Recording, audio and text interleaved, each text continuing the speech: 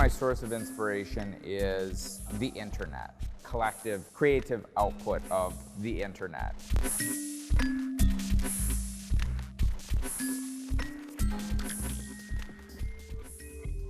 This video sculpture is artist Mike Winkelmann's, aka Beeple's, latest endeavor trying to bridge the physical and digital worlds.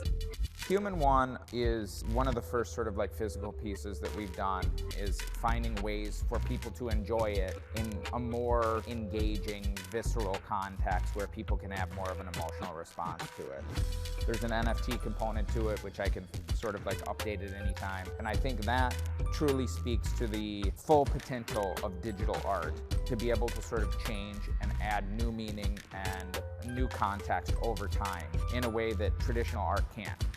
It was sold to crypto businessman Ryan Zura for more than $28 million at a Christie's auction in 2021. And I think having that physical element and showing that piece to traditional art collectors really helped bridge the gap between the understanding of digital and physical works of art. We sold Mike Winkelmann Beeple's Everydays for almost $70 million in March of 2021. And I think that reverberated around the world and really kickstarted and turbocharged an entire industry. This is the image from when my daughter was first born. Everydays, the first 5,000 days, is a collage of all the works drawn every single day for more than 13 years. Oh my God! I'm going to Disney World! It was very surreal. It was something that I think is still very hard for me to kind of like process. I'm definitely drawing each day still. The Everydays is very much continued, and I very much hope to hit 10,000. If I'm alive, I will hit 10,000. It's something that is such an integral part of my life at this point that I couldn't really imagine not doing that each day. Beeple wasn't an overnight sensation. The 41-year-old Wisconsin native built up a lucrative graphic design career for over 2 decades, working with global brands like Louis Vuitton and Apple. He had already developed a huge fan base with his psychedelic drawings well before he discovered the world of NFTs. So I started creating art in 1999. I went to school for computer science and pretty quickly realized I did not want to be a programmer. I was spending all my time making digital art.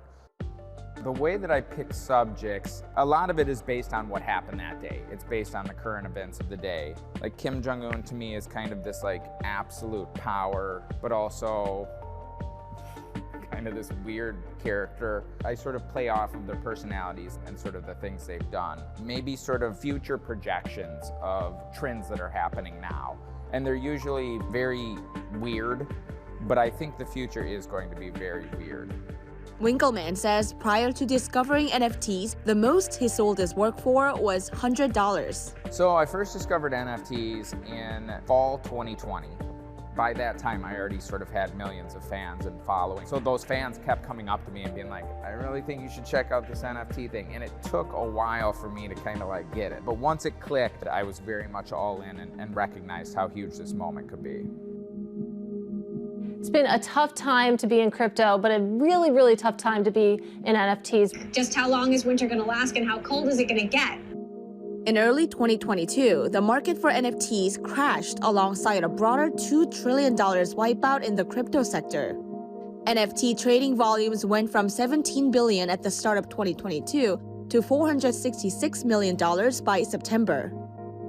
The crypto winter that we're in now for sure is having an impact on the speculative element of both buyers and artistic creators in many forms. And I think the get-rich-quick schemes of NFTs are largely being abandoned.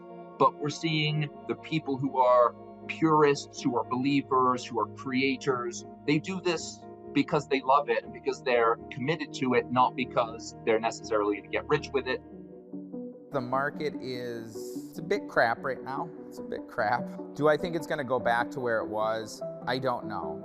It was pretty crazy for a second there. I definitely think it will go up from here. And I think it's going to be, again, sort of very analogous to any other medium and any other type of art in that it'll kind of go up and down over time, but it won't go away.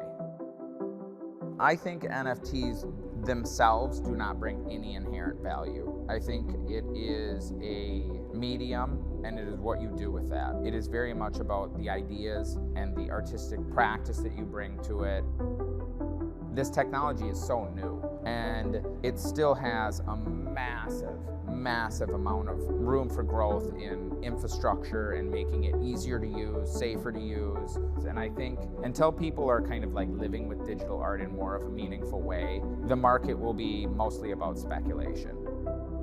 The market will rebuild on the basis of some of these great creators, and another generation comes behind them who are taking these ideas and inspirations and doing new and interesting things that we don't even know what they look like yet. And that's an exciting thing to think about in the future, while we try and pace ourselves really carefully now during this delicate moment. Beeple says the next phase of NFTs will focus on building emotional connections. That's part of the reason he's building a 50,000 square foot art studio space in Charleston, where he's based. It's set to open in 2023. And this is something that I think is really exciting as a way to, again, sort of engage people with digital art and get them to see it in a different light, see the ideas and the craft and the intention behind it. I think this has been a huge sort of like inflection moment that I think was kind of a long time coming, because digital art really is so prevalent in society. And I think there is still a ways to go. I'm very, very hopeful for that.